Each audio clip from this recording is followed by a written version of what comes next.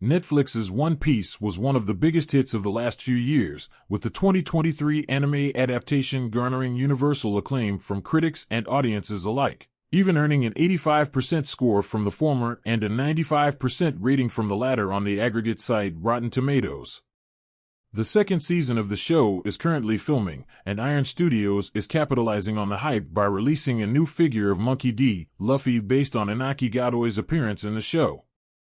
The figure shows Monkey D. Luffy stretching out to deliver a punch, and it is also one of the more cost-effective collectibles to be announced in recent months, retailing at $169.99 and expected to launch in the third quarter of 2025. Iron Studios has worked with all manner of major franchises just in the last few months. The company recently teamed up with Marvel for a new Wolverine figure, but not from the major superhero tentpole Deadpool and Wolverine. Instead, Iron Studios dropped an X-Men '97 Wolverine figure with Gambit on his back, honoring one of the signature moments from the show that was first revealed in the trailer. Iron Studios also teamed up with Star Wars to deliver a new figure from A New Hope, showing Luke and Leia on the poster for the film that has been recreated and mimicked countless times in the nearly 50 years since its release. Iron Studios also dropped one of its coolest figures yet as part of the same haul that the One Piece figure was announced with, a new Batman figure showing Bruce Wayne's identity with his cape hanging over his head. In addition to Inaki Gadoi as Monkey D. Luffy, One Piece features a star-studded ensemble to bring its cast of unique characters to life in live action. Emily Rudd, best known for her roles in Feet Street, Part 2 1978 and The Romanoffs, plays Nami in the hit Netflix series, and Vincent Regan portrays Garp.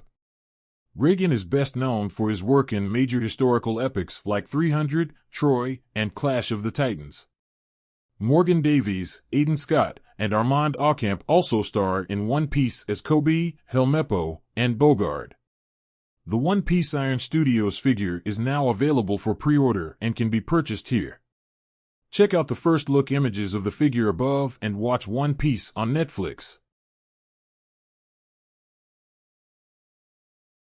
KHYMM warns the children that Crimson Jack is a scoundrel, and Jod quickly tries to save face by reminding the children that he warned them about KHYMM.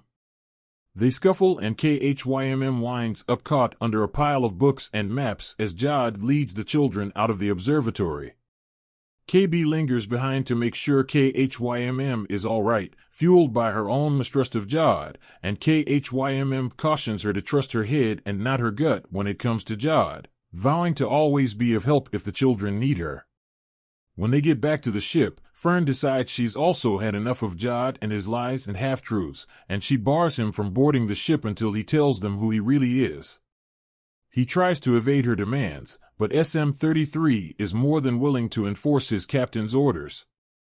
Jod admits that he never said he was a Jedi, he simply didn't correct Vim when he made the claim. Jod tries to reason with the children, going so far as to compare them as lost people, while promising to help get them home, especially if there's a reward involved.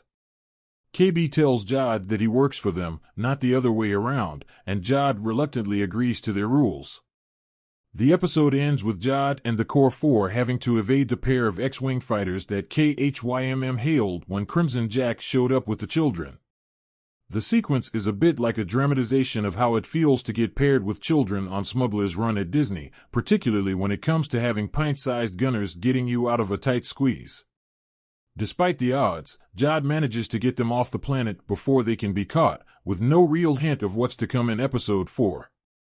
Next week, Watts and Ford return to pen an episode directed by the Academy Award-winning directing duo Daniel Kwan and Daniel Skynyrd, which is sure to be a delight, given their whimsical storytelling stylings. It will be interesting to see if the Captain Hook and the Lost Boys vibe persists throughout the series once Lowry isn't behind the camera, but the dynamic works well for Skeleton Crew. The series has really set itself apart from the rest of the Star Wars fare by toying with a more Amblin style, harkening back to the Spielbergian era of the late 80s and early 90s, which perfectly blends with Star Wars' campier aesthetics. With 3 episodes under its belt, Skeleton Crew has crafted a very curious mystery to solve where Aten and Jod are concerned. Hopefully, the creative team has given themselves enough time with the remaining episodes to answer both, while still exploring the larger galaxy around the characters. The first 3 episodes of Star Wars: Skeleton Crew are streaming now on Disney+.